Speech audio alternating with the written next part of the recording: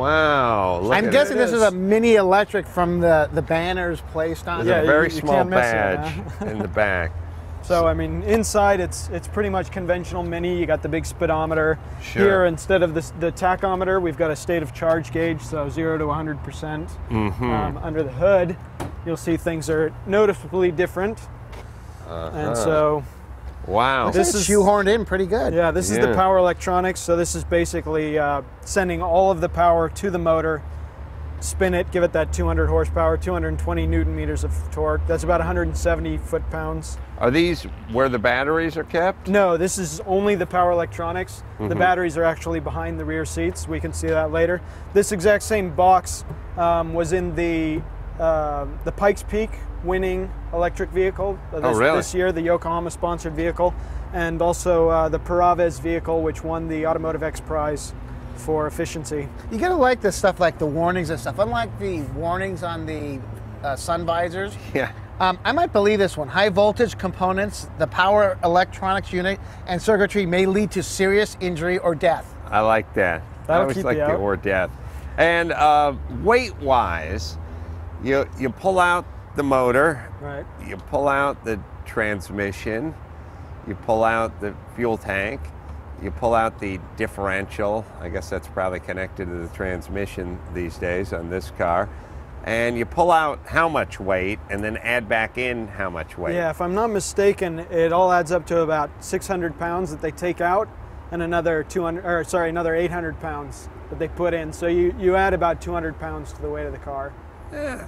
And 600 of that is your batteries. One fat girlfriend out of the passenger seat, away from being back to good. What did you do with the powertrain, by the way? Can I have that? Because we got a Mini that we can use here.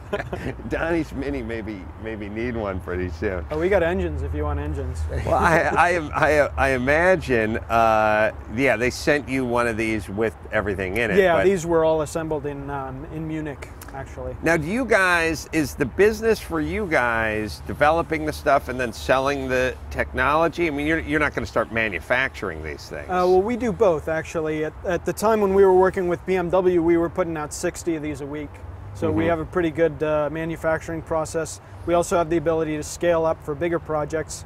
But we're also licensing technology. So we license to Tesla. We also license to a Taiwanese company that's building minivans with our technology. How many of them electric Mini E's made it out on the highway? There's like 650, something like that. 500 came here, and then they built another 100 and something for the European market.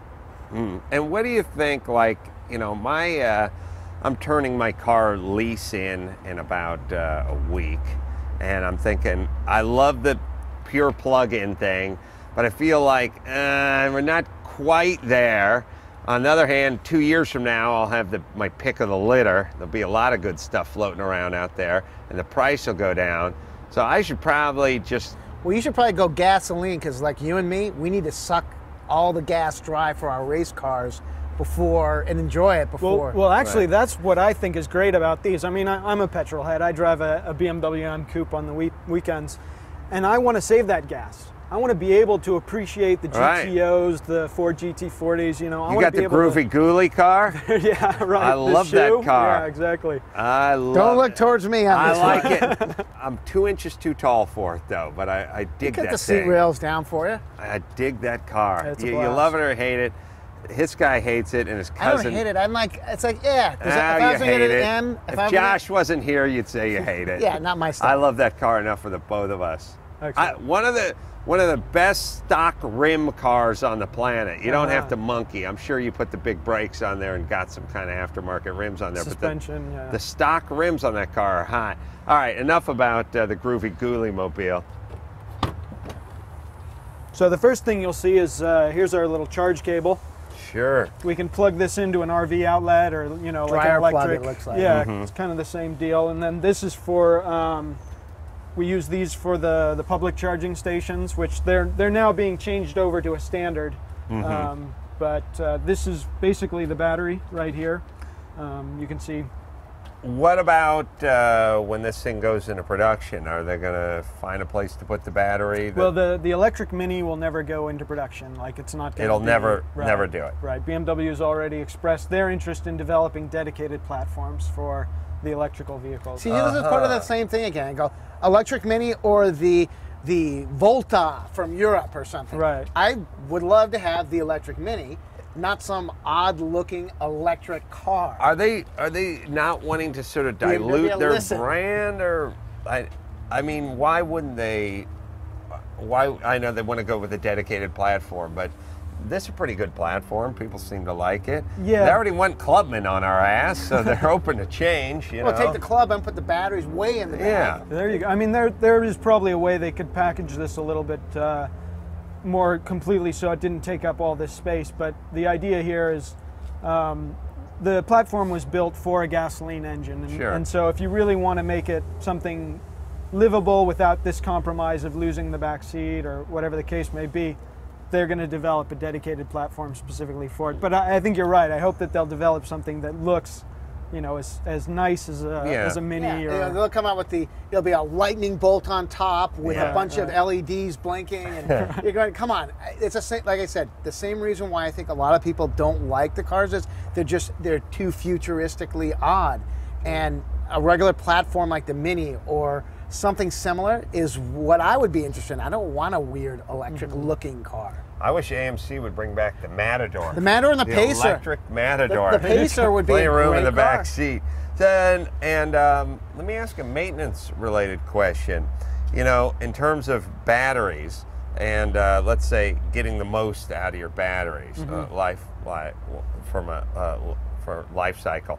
You know, they'll tell you, like, well, in certain applications, they'll go, like, cycle the thing all the way down before you recharge. If you have, like, tools that have batteries and stuff like that. The smart guys and engineers at AC Propulsion thought about this in their charge controller. You're way ahead of me. Yeah. So, you know. So you don't have, there's no smart way to drive this car. In terms of, it's on a quarter charge, don't charge it all the way, let it run all the way, you know, get it lower and then charge it, or the first time you cycle it, do it this way or that way. No, it's, you know, the battery management system in this is smart enough to keep the batteries within their, you know, their comfortable range.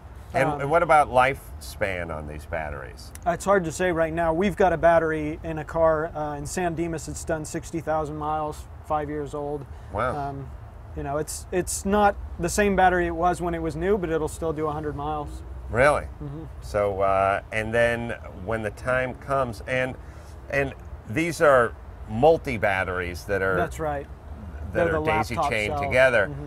Can you go through and check each one and sort of find the troublemaker and pull it out of the deck? No, they're assembled into modules where they're basically soldered together. If there was a problem cell, we just pull the module and replace it with a new one. Drop it off on a beach in India and walk away.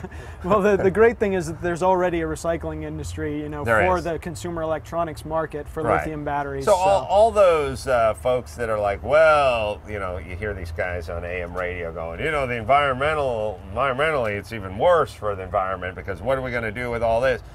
The point is once everyone gets on board, there'll be a recycling industry, there'll be someone working on the battery, someone working on the propulsion system, somebody working on the platforms.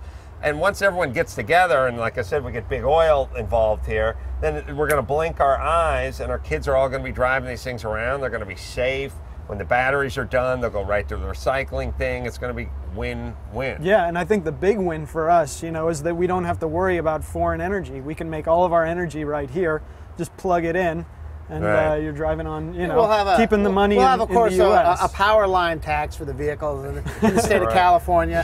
You know, once they figure out that, hey, these electric vehicles, man, these are coming online a lot, we're going to have to build up new infrastructure. We better start taxing the Californians early and often. I'm going to miss those OPEC nations. Those guys are what I call salt of the earth dudes. They're good people. Crack a beer, watch a football game. Good, solid guys. I hope we can still stay in touch.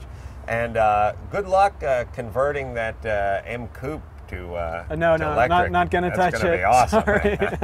There are some cars you just shouldn't touch. Yeah, damn right, Josh. You're damn right. All right, well, thank you for the tour. Should we take a...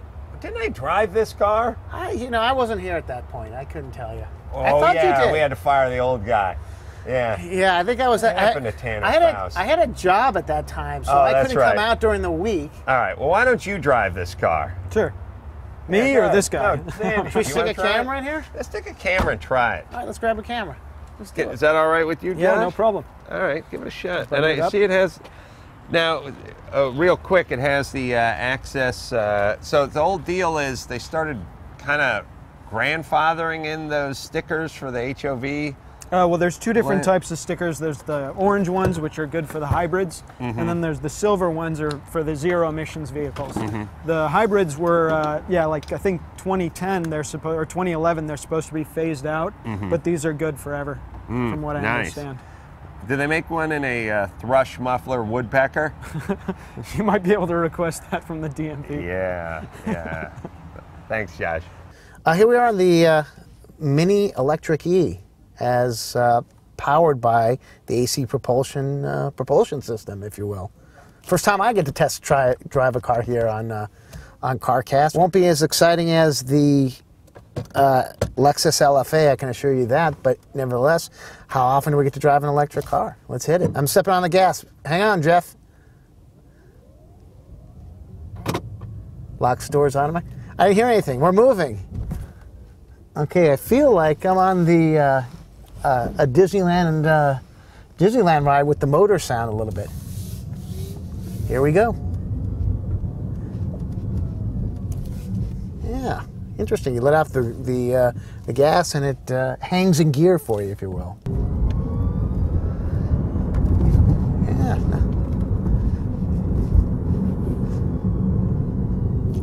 It's kind of a pleasant sound there. Let's buzz through some traffic here. Hope he's got insurance. I will say this, definitely zippy. I'm rolling, I don't know, 65, 70 down side streets here.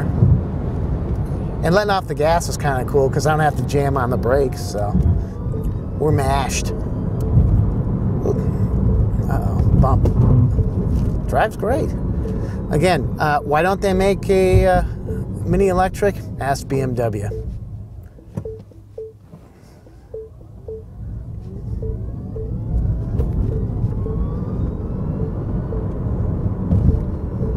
Let's do the loop. Mercedes, let's cut them off.